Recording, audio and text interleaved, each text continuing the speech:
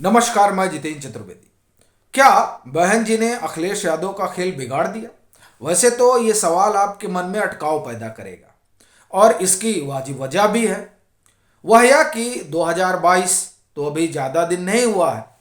अब मतलब 9-10 महीने ही बीते हैं और वहाँ जिस तरह से बसपा का प्रदर्शन रहा, वह प्रदर्शन देखने के बाद तो अगर ये सवाल कहा जाए कि साहब वो खेल बिगाड़ सकते हैं, तो पहले तो लोग हंसेंगे और मान लीजिए वो ज़्यादा संजीदा किस्म के हैं तो उनको लगेगा कि क्या ही बात ये कर रहे हैं। अब देखिए विधानसभा चुनाव में क्या स्थिति रही बसपा की। वो तो अपना मूल वोट भी नहीं बचा पाई। उसमें भी जो है दरकाव देखा गया, वो भी दरक गया। इनका 21% वोट माना जाता है, वो भी पूरा पूरा नहीं बच पाया।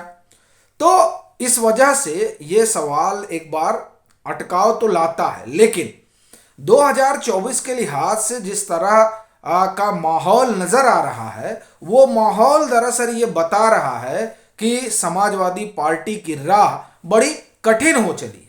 उसका जो मूल वोटर है समाजवादी पार्टी का और जो उसका समीकरण है एम वाई, वो एम वाई उसके साथ आगे तक जाएगा, यही पहला सवाल खड़ा हो गया। दूसरा, वो जो गुलदस्ता समाजवादी पार्टी ने बनाया था विधानसभा चुनाव के दरमियान, वो गुलदस्ता क्या बचा हुआ है? अब अगर आप इन दो सवालों की पड़ताल करें और फिर बसपा पर आए तो कई चीजें साफ नजर आने लगती हैं। देखिए, गुलदस्ता तो बिखर गया है। ओम प्रकाश राजभर हट चुके हैं और बड़ी चीज यह है कि समाजवादी पार्टी के बड़े नेता राम ललित चौधरी वो ओम प्रकाश राजभर के साथ हो लिए। और ये जो आपने देखा कि अंबेडकर नगर में बड़ा अच्छा किया समाजवादी पार्टी ने, फिर आपने मऊ आजमगढ़ में देखा, आपने जो गाजीपुर में देखा, या हम यूं कहें कि पूर्वांचल की उन सीटों पर जहां राजभर वोट का अच्छा खासा प्रभाव है और वो विधानसभा चुनाव हराने और जिताने की कुवत रखते हैं, उन सीटों पर जो समाजवादी पार्टी अपनी सीट की फसल काट पाई, उसमें बड़ी भूमिका राजभर वोटों की रही। अब जो गुलदस्ता बना था उस गुलदस्ते में राजभर तो निकल गए। तो जब राजभर निकल गए तो स्वाभाविक है कि पूरब का समीकरण जो है वो समाजवादी पार्टी का गड़बड़ा गया। तो एक तो यही, दूसरा उन्होंने केशव देव मौर्य को जोड़ा था। केशव देव मौर्य आज के समय में क्या समाजवादी पार्टी के साथ हैं? एक बात। दूसरी बात, स्वामी प्रसाद मौर्य आए उनके साथ और भाजपा को छोड़कर, तो क्या उनका प्रभाव अब उनके वोटरों पर है? यह भी अपने आप में एक बड़ा सवाल है। और उन सब सवालों से जो इतर अगर जाए तो मुस्लिम जो उनके एम वाई समीकरण में जो एम है, वो क्या आज समाजवादी पार्टी के साथ खड़ा है? वह भी तब जबकि आजमगढ़ उनके हाथ से निकल चुका है, समाजवादी पार्टी के हाथ से। रामपुर समाजवादी पार्टी के हाथ से निकल चुका है और ये दोनों एक नए तरह की सियासत का संकेत तो दे रहे हैं जिसमें बसपा की बड़ी भूमिका देखी जा रही है। कैसे?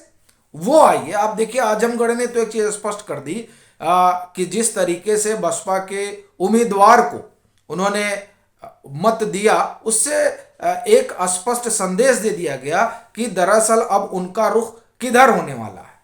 और उस रुख को पुख्ता करने के लिए 2-3 घटनाएं हुई, जिन घटनाओं ने एक बात तो बता दिया कि ये जो समीकरण है समाजवादी पार्टी का एम वाई, वो गड़बड़ा रहा है। पहले जो उन्होंने गुलदस्ता बनाया वो तो गड़बड़ हो ही रहा। अब इस समीकरण में आप देखिए कि जो पश्चिम में बड़ा नाम रहा इमरान मसूद, वो बसपा के साथ चले ही गए।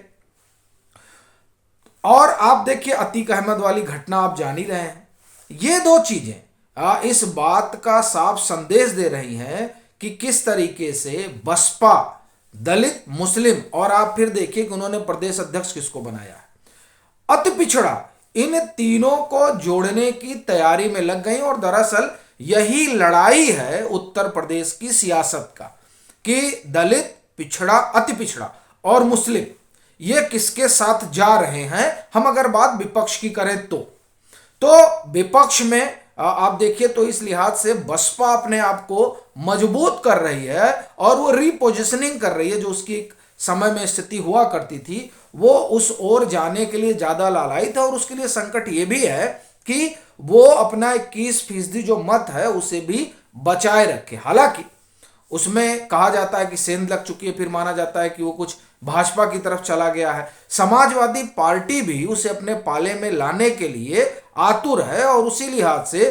चंद्रशेखर रावण जो 2022 के विधानसभा चुनाव में सपा का जो अपना जातीय गुलदस्ता था उसका हिस्सा नहीं बन पाए थे, लेकिन अब एक बारगी फिर से वो उसका हिस्सा बनने जा रहे हैं और या कहिए तकरीबन बन चुके हैं। लेकिन यहीं से एक सवाल और खड़ा होता है, वो खतौली के विधानसभा चुनाव से जुड़ा हुआ है। उस चुनाव में आप देखिए कि रालोद ने अपना कैंडिडेट उतारा था और चंद्रशेखर रावण प्रचार करने गए थे। कायदे से बहन जी ने विरोध नहीं किया, कुछ बोले ही नहीं।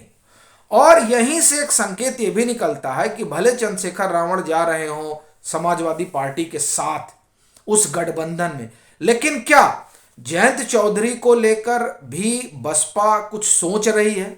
ये अपने आप में एक बड़ी बात है कि ये एक तरफ वो अति पिछड़ा, दलित और मुस्लिम, और उसमें भी अगर वो रालोद के बारे में भी सोच रही हैं तो आप देखिए जाट, जाटो और मुस्लिम, इस समीकरण को साधने में एक क्या यह भी संकेत मिल रहा। और वैसे भी जिस तरीके से उन्होंने उपराष्ट्रपति के चुनाव में जगदीप धनखड़ का सीधे सीधे उनकी उम्मीदवारी का समर्थन किया था, तो यह भी एक संकेत तो देता है कि असल में वो पश्चिम में एक नया समीकरण गढ़ रही हैं और उस गढ़ने में जाट भी आते हैं। और इसीलिए देखिए वो खतौली के चुनाव में रालोद के न पक्ष में कुछ बोलती हैं और न विपक्ष में कुछ बोलती हैं। और चंद्रशेखर रावण वहां टहलते हैं, मतलब रालोद के पक्ष में प्रचार करते हैं, उस पर भी वो कोई टीका टिप्पणी नहीं करती है। ये एक बड़ा संकेत है अगर उत्तर प्रदेश की 2024 की सियासत के लिहाज से बसपा के मूव को देखा जाए तो। और यहीं पर आप देखिए कि वो मुस्लिम भी लाने में लगी हुई हैं, वो और भी समाज को जोड़ने में लगी हुई हैं, और इधर समाजवादी पार्टी से उनका जो समीकरण उसमें एम को खींचने की कवायद हो ही रही है। और वाई जो है वो लोकसभा के चुनाव में समाजवादी पार्टी के साथ उस तरीके से नहीं रहता है जैसे वो विधानसभा के चुनाव में जुटा रहता है। तब वो चूंकि लोकसभा का चुनाव होता है और लोकसभा के उस चुनाव में चेहरा पीएम के रूप में नरेंद्र मोदी का होता है, और फिर इनके समाज का एक हिस्सा जिसमें से 30-30% तक टूट कर चला जाता है। तो अगर इस लिहाज से देखें तो असल में समाजवादी पार्टी के सामने चुनौती बड़ी है। और जिस तरीके से बसपा अपने आप को और अपना एक नया समीकरण गढ़ रही है, उससे कहीं ऐसा ना हो कि 2024 के चुनाव में भाजपा के मुकाबिल बसपा खड़ी हो और तब समाजवादी पार्टी की भी स्थिति बड़ी गड़बड़ हो जाएगी ऐसी स्थिति में।